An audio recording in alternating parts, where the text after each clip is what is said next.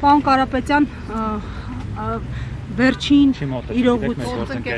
սպասենք մյուսներին։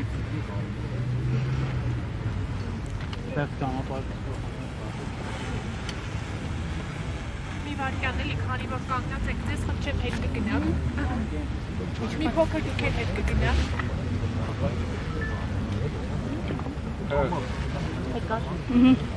Պարոն Կարապետյան, հետը զրկեցին լիցենզիայից, բայց մի համատեքստի եմ ուզում անդրադառնալ, հունիսին, երբ Սամվել Կարապետյանը ձերբակալվեց եւ պրոցեսներ մեկնարկեցին, փորձագիտական շրջանակներից տեսակետ հնչեց, որ հայ առաքելական եկեղեցու պաշտպանության համար Կարապետյանի կալանավորումը բացառապես արհեստական առիթ է Կարապետյանի ձեռքից հեծը խլելու համար եւ այն թուրքական ինչ-որ ընկերության օտարելու նույնիսկ անուն ներգրվել Ակաս Ղազանչի հոլդինգի մաս կազմող ընկերություն նախ սրան անդրադառնաք լիցենզիայից զրկելուն ինչ է հաջորդելու եւ հավանական սցենար է արդյոք այս տեսակետը հիշեցնեմ ռուս վերլուծաբան Արեշևի հոդվածում էր այս մասին տեղեկությունը խնդրեմ սրան պատասխանեք եւ նաեւ աղոթքի նախաճաշի վերաբերյալ հարցադրումներ կան Առաջինը կուզեի ասել, որ մինչև Սամվել Կարապետյանի հայտարարությունը հեծի հետ կապված որևէ պրոցես տեղի չէր ունենում, այսինքն մենք չունենք ինֆորմացիա հեծի հետ կապված սեփականատիրության իրավունքների խախտման որևէ փորձ մինչև հայտնի հայտարարությունը։ Այսինքն ես կուզեի ասել, որ սկզբից եղավ հայտարարությունը, իսկ հետո եղավ հեծը, այսպես ասած, խլելու այս փորձերը։ Բայց մենք պետք է հիշենք նաև, որ միջազգային որոշումները Ստոկհոլմի արբիտրաժը չի կատարվում, Ստոկհոլմի արբիտրաժը պարտավորեցրել է Հայաստանին, որ չկատարի այսպիսի որոշում։ Կատարվել է ու կուզեի մեր հայրենակիցներին հիշեցնել, որ չնայած դրան այս ամենը ինչ կատարում է հեծի հետ, դա հետևանք է Սամվել Կարապետյանի հայտարարության, որ նա պաշտպանում է հայ առաքելական Սուրբ եկեղեցուն եւ այն հետևանքները բիզնեսի հետ կապված, որ մենք տեսնում ենք, որ մենք կրում ենք, մենք պատրաստ ենք կրելու այդ հետևանքները մեր համոզմունքների համար։ Մենք պատրաստ ենք, մեր ղեկավարը պատրաստ է կալանավորված մնալ իր համոզմունքների համար։ Այսինքն շատերը խոսում են, ասում են, որ մարդիկ, հայ գործարարները միայն գումար աշխատելու մասին են, բայց հայ գործարարները շատ հայ ձեռներեցներ նաև ունեն գաղափարական մեծ հենք, որի արդյունքում նրանք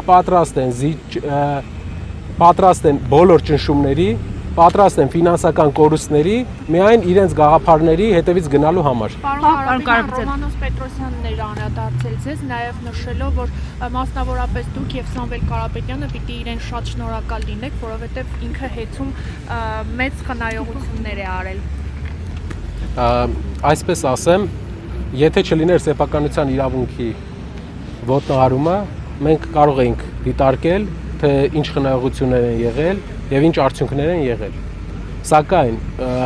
կառավարչի նշանակումը զուգորդվել է սեփականության իրավունքի շատ կոպիտ խախտմամբ։ Այդ պատճառով մենք չենք կարող շնորհակալ լինել որևէ մեկին, ով գործիք է հանդիսացել ակամայից թե կամայից,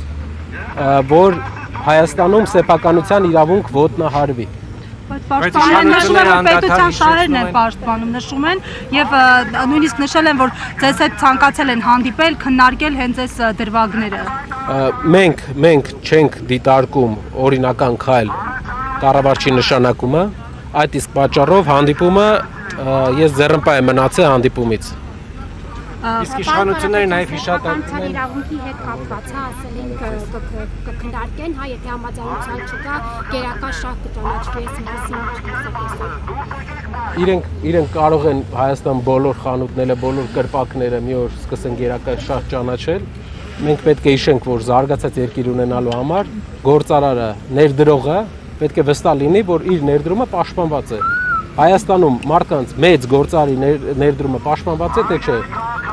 Հիմա իշխանությունները անդադար հիշատակում են Սամվել Կարապետյանի խոսքը, որ ասել է թքած ունեմ հեծի վրա եւ իրենք դա մեջբերում են անդադար։ Շատ կարևոր է, որ որևէ ակտիվ, որևէ ընկերություն, որևէ չափի գումար Սամվել Կարապետյանի համար կարևոր չէ այնքան, ինչքան իր համոզմունքները։ Իր ասածը այդ ձևաչափով կարելի է ընկալել, ու մենք ընկալում ենք այդպես։ Իրենք մի բան պետք է ասեն, դա են ասում։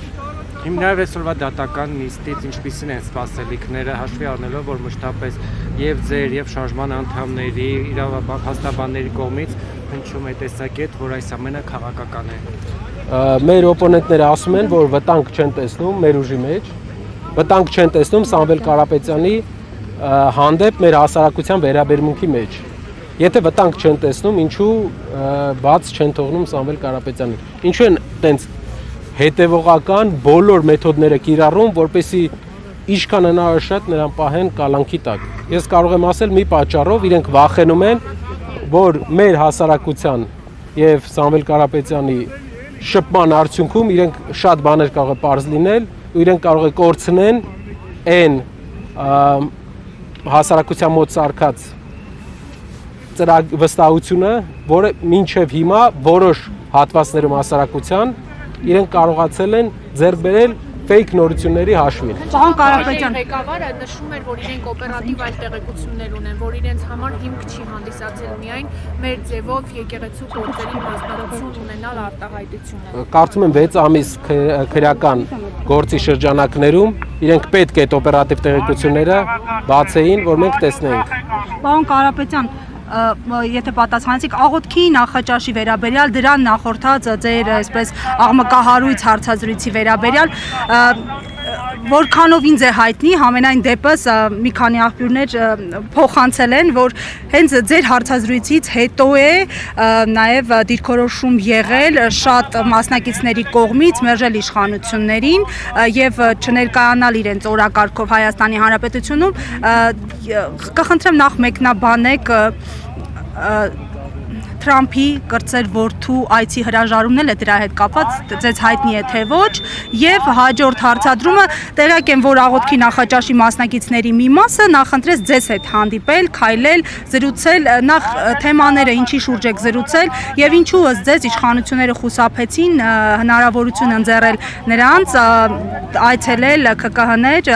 մեր սրբազաններին, նաեւ Սամվել Կարապետյանին։ Հարցը բաժանենք երկու մասի, նախ հարցազրույցի հետ կապված նրա ազդեցությունը։ Հարցազրույցը ընդհանուր առմամբ 4.5 միլիոն մարդ է նայել, մեր ոստիկանական գործընկերները անվճար է, իհարկե անվճար է, որ դուք հասկանաք, Թաքեր Կարլսոնի տարեկան պայմանագիրը Twitter-ի հետ 88 միլիոն դոլար է, չեմ կարծում, որ ինչ որ վճար նրան կհետաքրքրեր իր հարցազրույցների շրջանակներում կարևոր ինֆորմացիա տալու զուգահեռ։ Խնդրեմ շարունակենք մեր հարցը։